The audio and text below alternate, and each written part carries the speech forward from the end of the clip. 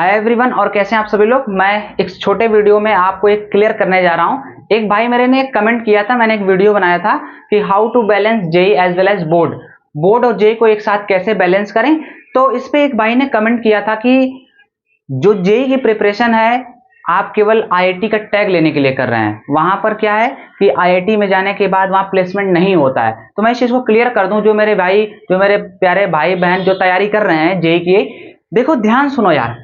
Tag तो मिलता है, उस टैग की बहुत कीमत होती है, वो टैग बहुत इंपॉर्टेंट होता है। टैग ही अपने आप में एक वैल्यूएबल चीज है, ठीक है। लेकिन क्या वहां प्लेसमेंट होता है? मैं तुम्हें बता दूं, ध्यान सुनना। आपने कई बार सुने होंगे कि करोड़ों के पैकेज लगे। तो क्या वहां पर जितने बच्चे आईआईटी में होते हैं उनके सभी के पैकेज लगते हैं? तो ऐसा नहीं है।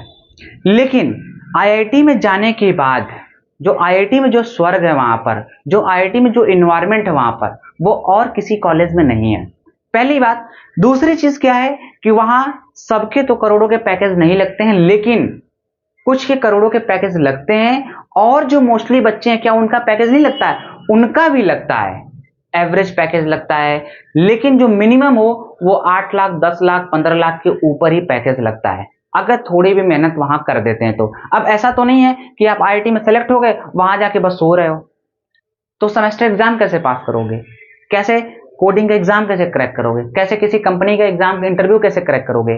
तो वहां यहां सेलेक्ट होने के बाद वहां सोना नहीं है, वहां भी तो पढ़ना होता है। तो वहां जब गए आप, तो वहां भी पढ़ना होता है। तो मिनिमम 10 से 15 लाख की नौकरी लगी जाती है। एवरेज 35 लाख, 30 लाख, 20 लाख, 25 लाख लगती है भाई। और तीसरी बात वहां की ये है कि बहुत सारे बच्चे वहां जाने के बाद, एक मैं कंपैरिजन बता रहा हूं, एक नॉर्मल कॉलेज और एक आईआईटी कॉलेज। नॉर्मल कॉलेज में क्या है कि नॉर्मल जैसा चल रहा है, लेकिन आईआईटी में क्या होता है, आईआईटी कॉलेज में जाने के बाद वहां ऐसा एनवायरनमेंट होता है कि वहां के बच्चे अगर पैकेज नहीं लगता है तो वो कहीं ना कहीं अपना स्टार्टअप रन कर रहे होते हैं, कहीं यूपीएससी में लगे होते हैं, कहीं कुछ कर रहे होते हैं। तो खुद का उनका बिल्डअप हो जाता है, वो कहीं ना कहीं खुद की कंपनी रन करने जाते हैं। तो ऐसा होता है। और कुछ बिल्कुल कोडिंग पे लगे रहते हैं क्योंकि करोड़ों के पैकेज लग जाते हैं। जो नॉर्मल चलते रहते हैं उनका भी पैकेज लगता है नॉर्मल कॉलेज की अपेक्षा।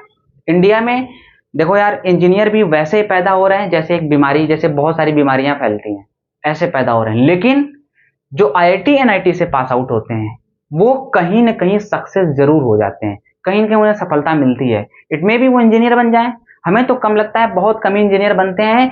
कहीं बहुत सारे बच्चे यूपीएससी में जाते हैं, खुद का स्टार्टअप रन करते हैं, टीचर बनते हैं, एजुकेटर बनते हैं, फ्रीलांसिंग करते हैं, बहुत सारी चीजें करते हैं। तो ये चीज दिमाग में हटा लीजिए कि केवल टैग लेने के लिए जाते हैं वहां। टैग ही इतना बड़ा इंपॉर्टेंट है, बहुत इंपॉर्टेंट है टैग का।